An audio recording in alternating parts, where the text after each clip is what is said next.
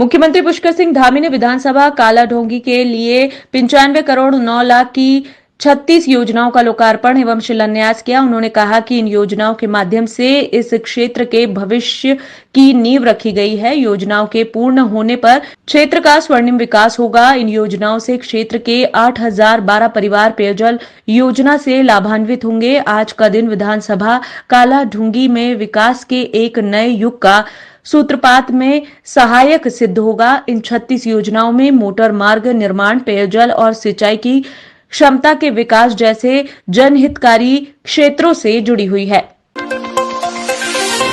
Bharatiya Janata party अपना स्थापना दिवस 14 अप्रैल तक सामाजिक न्याय सप्ताह के रूप में मना रही है, जिसके अंतर्गत तमाम कार्यक्रमों के आयोजन किए गए हैं। इस संबंध में बीजेपी प्रदेश महामंत्री आदित्य कोठारी ने जानकारी देते हुए बताया, इस सेवा सप्ताह के दौरान 11 अप्रैल को ज्योतिबा फूले के जन्म जयंती के मौके पर प्रदेश के सभी जिलों में कार्यक्रमों के आयोजन किए गए हैं, जिसमें प्रदेश के 5 स्थानों पर मुख्य कार्यक्रम करने की योजना बनाई गई है।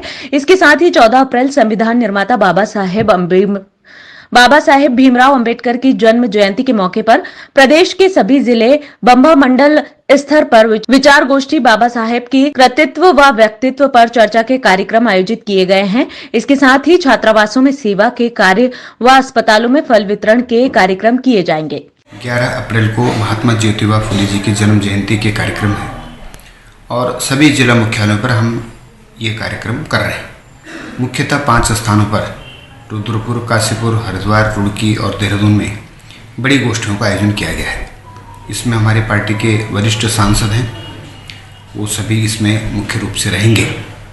उसके बाद 14 अप्रैल को संविधान निर्माता डॉक्टर भीमराव अंबेडकर जी की जन्म जयंती है। उस दिन भी हम सभी मंडलों पे उनके व्यक्तित्व और कृतित्व पर जो है व्याख्यान का आयोजन हम लोग कर रहे हैं।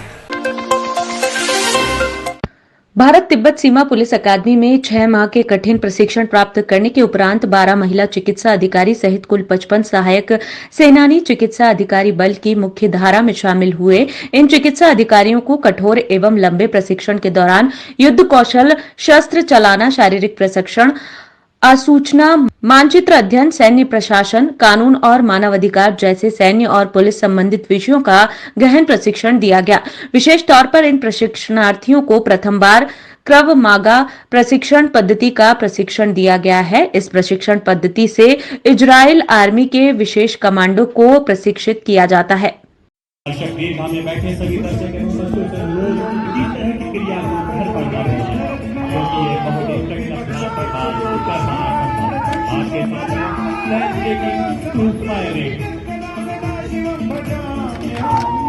जी, मैं बहुत गौरवित महसूस कर रही हूँ कि जो है मुझे देश की सेवा करने का इतना अच्छा मौका मिला है। और मेरा बचपन से सपना था कि मैं फोर्स ज्वाइन करूँ और आज वो सपना साकार हो गया है और मैं बहुत खुश हूँ। और मतलब बहुत प्राइड फील होता है मुझे कि मैं अपने देश के लिए एक फोर्स एक सेना में भर्ती होके देश की सेवा कर रही हूँ। बहुत अच्छा महसूस कर रहे हैं। पहले हमारा बेटा 2 साल पहले ये खड़ा हमारे पास ये हुआ था पास आउट, और आज हमारी बेटी, हमारी बहू, उसने भी आज ये ज्वाइन किया, यूनिफॉर्म पहना है। और हमें आज गर्व है कि आज हमारे बाप दादा हम पिछले 5 पुश्तों से वर्दी पहनते हैं और आज हमारी नेक्स्ट जनरेशन, हमारी पहली एक बेटी आज हमारी जिसने ये वर्दी पहनी है, and I am really proud of them. Anyone can give us job, but job with discipline cannot be given by anyone. It can only be given by forces. That's why I chosen to get admission in the force, and my parents, my colleagues, my batchmates, उनका बहुत बड़ा योगदान था इसमें। तो hard work यहाँ पे हमें हमारे ऑफिसर्स, हमारे सीनियर्स, हमारे ट्रेनिंग स्टाफ ने किया। मैं उन सबको थैंक यू कहना चाहूँगा और मैं चाहूँगा कि हमारे स्टेट से भी और बहुत सारे जने फोर्सेस को ज्वाइन करें, सो दैट हमारे देश और हमारे स्टेट दोनों का गौरव बढ़े। एक रूटीन प्रोसेस है। जब इंडक्शन होता है तो ये खास तौर से डॉक्टर्स हैं, अब आपने देखा होगा कि they are professionally, medical profession है इनका। अब इनको यूनिफॉर्म में ढालने के लिए बड़े अथक प्रयास की ज़रूरत होती है और academy is a right place. यहाँ पर हर तरीके का लीडर होता है, जो इंस्ट्रक्टर होते हैं इनके, और उनको यहाँ की जो विशेष परिस्थिति है इस बल की, उसमें ढालने की कोशिश की जाती है। हाँ, शुरू से इसके पढ़ाई में ध्यान लगाया मेरा काम तो कंस्ट्रक्शन का है, ठेकेदारी का जो है, लेकिन मैंने इसको लाइन में इसमें लगाया। में जाने से तो युवाओं का सारा करियर ही खराब हो जाता है, इसलिए तो कहती हूँ पढ़ेंगे लिखेंगे तो आगे बढ़ेंगे, अपनी देश की सेवा करेंगे, फौज में जाएंगे, आईटीबीपी में जाएंगे, और भी कई फील्ड हैं जहाँ जाएंगे तो बहुत अच्छा लगेगा। राजधानी देहरादून में हनुमान जन्मोत्सव बड़े ही धूमधाम के साथ मनाया गया। हनुमान जयंती के अवसर पर विभिन्न भगवान की झांकियों ने प्रतिभाग किया। भगवान चित्रगुप्त की झांकी भी देखने को मिली। आपको बता दें कि हनुमान जी की 13वीं जयंती मनाई गई। हनुमान जयंती की यात्रा श्री पृथ्वीनाथ सेवा दल व कायस्थ महासभा द्वारा मिलकर आयोजित की जाती है।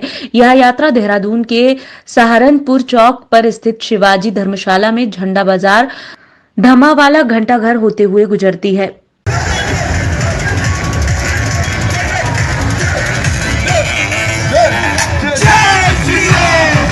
हनुमान जयंती नहीं, हनुमान जन्मोत्सव है। आज के दिन ही हनुमान जी प्रकट हुए थे, इसलिए हनुमान इसको जन्मोत्सव बोलना चाहिए, न कि जयंती। और विगत 10 वर्षों से हम लोग भी अखिल भारतीय कायस्थ महासभा की झांकी इसमें निकालते हैं, बड़े हर्षोल्लास के साथ निकालते हैं। ये धार्मिक आयोजन हम सबको सामाजिक रूप से संयोजित करता है। हनुमान जन्मोत्सव के पावन पर्व पर समस्त देशवासियों को हार्दिक शुभकामनाएं देना चाहूँगा। और ये हमारा तिरोदसवा यानी 13वीं यात्रा जो है बालाजी महाराज की निकलेगी, जो हमारे परम पूज्य महंत श्री श्री 108 रविंद्रपुरी जी महाराज वर्तमान में जो श्री अखिल भारतीय अखाड़ा परिषद के अध्यक्ष हैं, उनके सानिध्य में और श्री पृथ्वीनाथ महादेव जी मंदिर सेवा दल द्वारा ये आयोजित की जाएगी। हनुमान जयंती के दिन ट्यूनी मोटर पुल के पास एक बड़ा हादसा हो गया। गैस रिसाव के कारण लगी आग और फिर गैस सिलेंडर फटने से 4 लोगों की मृत्यु हो गई, 3 लोग घायल हो गए। घटना की गंभीरता को देखते हुए मुख्यमंत्री ने मजिस्ट्रेट जांच के आदेश दिए हैं। घटना में लापरवाही भी देखने को मिली है। जिलाधिकारी ने लापरवाही बरतने में ट्यूनी तहसीलदार को सस्पेंड कर दिया है। पुलिस की ओर से भी लापरवाही दिखाई दी है, जिसके चलते फायर स्टेशन में तैनात कर्मियों को डीआईजी एसएसपी देहरादून ने यूनिट प्रभारी सहित 4 फायर कर्मियों को निलंबित कर दिया है। प्रदेश में प्राइवेट स्कूलों की मनमानी किसी से छिपी नहीं है। जब मन करता है प्राइवेट स्कूल अपनी फीस बढ़ा देते हैं, तो हर साल अपने पाठ्यक्रम में बदलाव कर देते हैं और इनकी वजह से अभिभावकों को काफी दिक्कतों का सामना करना पड़ता है। दूसरी तरफ देखने के लिए मिला है कि पिछले कुछ समय में एनसीईआरटी की किताबें जो कि शिक्षा विभाग द्वारा प्रदेश भर में जारी की गई है, उनको छोड़कर भी कई स्कूल अन्य किताबें पढ़ा रहे हैं। ऐसे में शिक्षा मंत्री ने कहा कि अगर किसी भी अभिभावकों को कोई दिक्कत है तो वह मुझे लिख कर दे, क्योंकि प्रदेश भर के स्कूलों में एनसीईआरटी की किताबें लागू की गई है और अगर कोई स्कूल उन्हें छोड़कर अन्य किताबें पढ़ा रहा है तो अभिभावक मेरे से इसकी शिकायत कर सकते हैं। प्राइवेट स्कूलों का जो सिलेबस है वो अलग अलग बोर्डों के द्वारा संचालित होता है। कोई आईसीएसई बोर्ड के हैं, कोई उत्तराखंड बोर्ड के हैं, कोई भारतीय शिक्षा बोर्ड के हैं, कोई संस्कृत बोर्ड से हैं, कोई मदरसा बोर्ड से हैं। तो लगभग 5-6 बोर्डों के जो है हमारे यहाँ स्कूलें संचालित और पूरे प्रदेश में पिछली सरकार में और इस सरकार में हमने तय किया है कि किताबें जो है सबको जो है एनसीईआरटी की खरीदनी है। अगर किसी बोर्ड ने अपना सिलेबस चेंज किया है तो भाई वो तो उनके बोर्ड की स्थिति है कि वो सिलेबस चेंज करने का अधिकार उन्हीं को है।